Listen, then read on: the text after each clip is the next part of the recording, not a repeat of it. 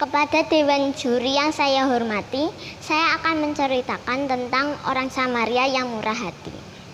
Pada suatu hari, ada seorang ahli Taurat yang sedang bertanya kepada Tuhan Yesus tentang mengasihi sesama. Katanya, "Siapakah sesamaku manusia?"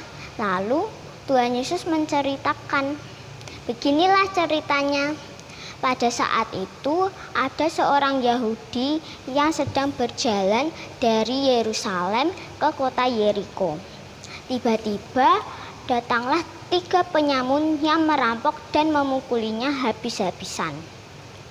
Lalu 3 penyamun itu meninggalkannya begitu saja dan orang Yahudi itu hampir setengah mati. Tak lama kemudian datanglah seorang imam.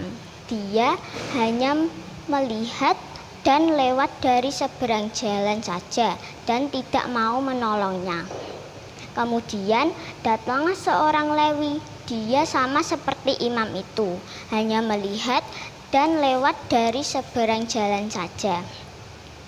Lalu datanglah seorang Samaria. Dia melihat orang Yahudi itu.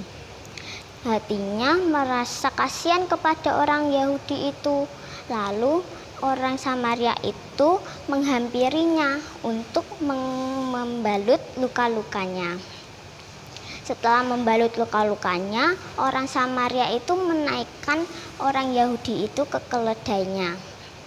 Lalu dibawalah ke tempat penginapan. Setelah sampai di tempat penginapan, orang Samaria itu merawat luka-lukanya.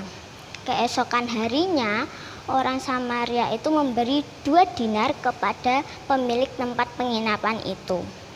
Dan juga orang Samaria itu berpesan kepada pemilik tempat penginapan itu. Katanya, "Rawatlah dia dan jika kau belanjakan lebih dari ini, aku akan menggantinya waktu aku kembali." Setelah bercerita, Tuhan Yesus bertanya kepada ahli Taurat itu. Katanya, "Siapakah di antara ketiga orang ini adalah sesama manusia?" Jawab ahli Taurat itu, "Adalah seorang yang telah memberi belas kasihan."